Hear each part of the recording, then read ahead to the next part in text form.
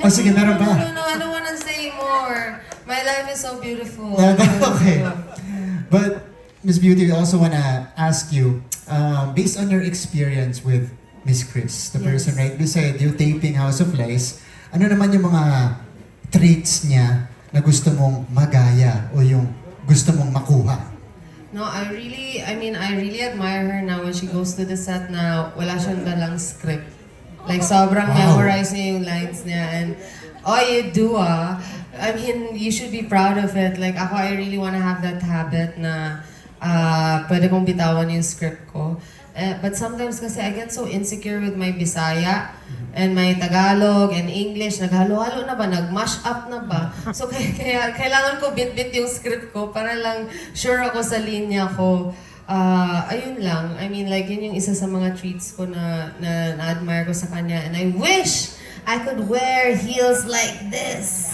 Like yung mga Louboutin, I die for those shoes. Pero kayang-kaya niya. I mean, like, ang ganda kasi, like, iba yung tindig mo, iba yung tayo mo, and she has a beautiful collection of her shoes. So, this is one of those things that I like. And ang sipag niya mag-vlog.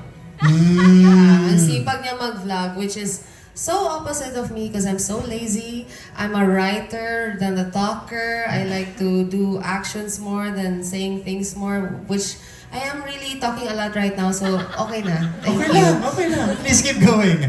Anyway. No, stop. Oh, enough about me. Let's talk about you. Why are you so guapo Hey, today? no. I'm here to host. Okay. But thank you so much, Miss Beauty. Okay. Miss Chris, ano yung thank you. masasabi mo doon sa sinabi ni Miss Beauty? The feeling is mutual. Ganun din. I admire Beauty din. Kasi wala ka rin namang script sa set. Meron ba? Or hindi ko na napapansin? Pero ganoon din naman si Beauty. As in, alam na yung mga eksena, halatang pinag-aralan niya, kaya madaling ka-eksena. Ikaw ba, meron ka rin gustong makuha sa kanya o magaya na habit niya sa set? Sa set, hindi naman magaya, pero nai-inspire lang ako. Kasi parang she treats everyone on the set talaga fairly. Yung pantay-pantay, at saka she knows how to give back. Lagi siya nagpapakain sa mga tao. Alam mo yun? Sa mga ano din, parang hindi siya napapagod. Kahit buong araw siya na umiiyak, hindi siya napapagod. Sana may ganun pa akong energy. Napapagod din. Napapagod din daw. Napapagod din. Yeah, I mean, napapagod din. And I just want to say thank you to the whole production, to Miss Lenny, to everyone.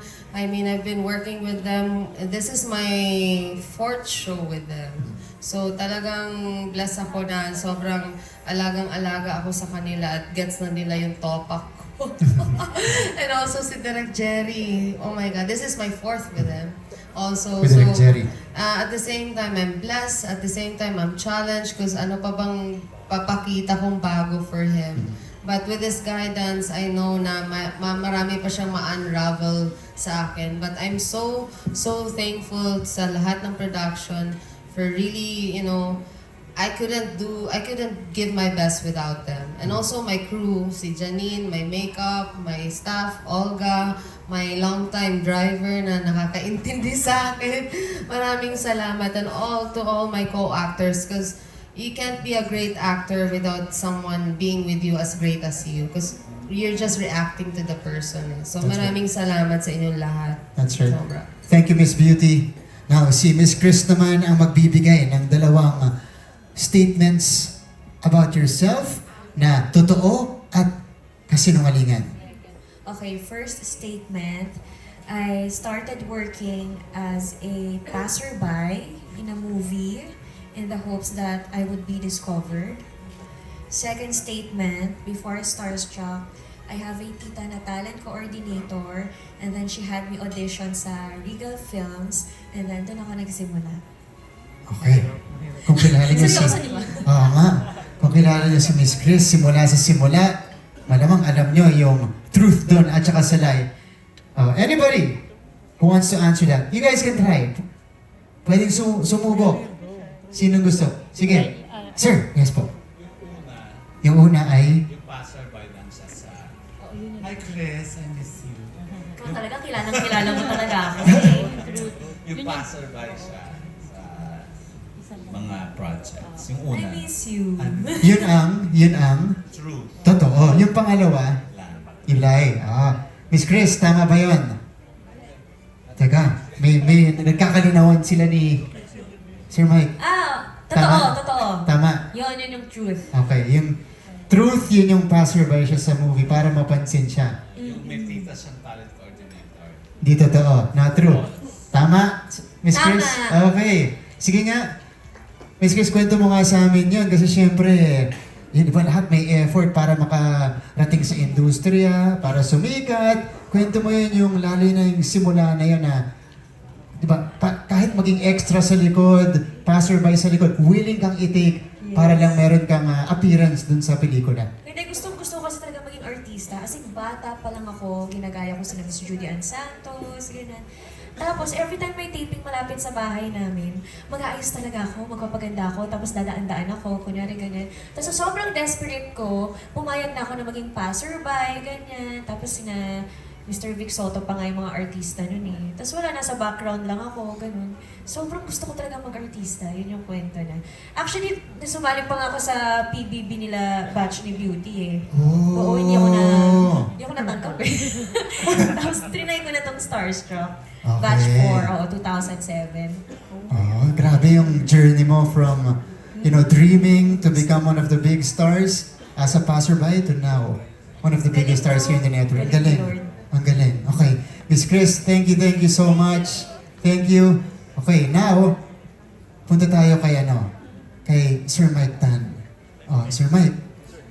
Sir Mike! Sir, Mike. Meron ka bang Kung hindi sir, kuya eh. Kuya? So susunod tito na. Okay. Ikaw naman, ano yung dalawang statements mo? Oh yeah, yung first, may nalugi akong restaurant before. Isa yan. Tapos yung isa naman, yung pangalawa, nag-aaral ako sa isang culinary school. Ayan. Una, may nagsarang restaurant. Pangalawa, nag-aral sa culinary school. Sinong gustong sumubok? Manghula. Okay. Ma'am. Life yung pangalawa. Nag-aral. Oo. Lai daw, yung nag-aral siya sa culinary school. Tama? Sir Mike? Yung totoo yung nag-aaral sa culinary school. Ay! Nako mo! Sorry, Ma'am Rose. Sige nga. Thank you, Ate Rose. So, yung una yung... totoo yung... Totoo yung Nag-aaral sa culinary school. Hindi totoo yung may nagawing business. Kwenti mo yung nag-aral ka sa culinary school. Bakit nag-decide kang gawin yan? Actually, siguro, hindi ko na sabihin kung ilang taon ako na. Bago pa lang sa showbiz, gusto ko na talaga mag-aral ng culinary school. Kaya lang, 2 years yata yung kailangan. So, hindi ko kaya mag-aral kasi ako din yung nagsusupport sa family ko. Tapos kapag nag-aral naman ako, mag-stop lahat ng work. Kasi ganun ako mag-aral. So, mga 5 times a week yung mangyayari. Pero finally, 2 years ago, nagkaroon ako ng chance na mapagsabay yung culinary school, pati yung showbiz. So habang nagtitaping ako, minsan after ng taping, dediretso ako mismo sa Katipunan kasi nandun yung school. Ayun. Nandun yung school. So doon ako nag-aaral kasi once a week lang din naman yung mga class namin, tas mostly online na. But ano siya, Cookery 2. Tama ba ako, Kokoy, no? Ang term ay Cookery 2 for TESDA 2. Yeah, so technically, pwede akong mag-apply para magtrabaho bilang cook. Yeah. OJT na lang ang kulang ko. OJT na lang? Yeah. Okay. Okay yun kasi yung hindi totoo yung nalugi yung restaurant. Kasi lahat ng business niya successful. Kaya lang yung nalugi yung business. Okay. Sir Mike, additional question for you about sa katawa mo dito si Mr. Martin Del Rosario. Same question with Miss Beauty and Miss Chris earlier. Ikaw ba meron kang nakuwang trait sa kanya na talagang pag nandun kayo sa taping, grabe to? Alam mo, Diba, talagang- kinakaingit ko kay Martin. Dati kasi, halos parehas kami. Yung kapag taping, meron kang time to relax.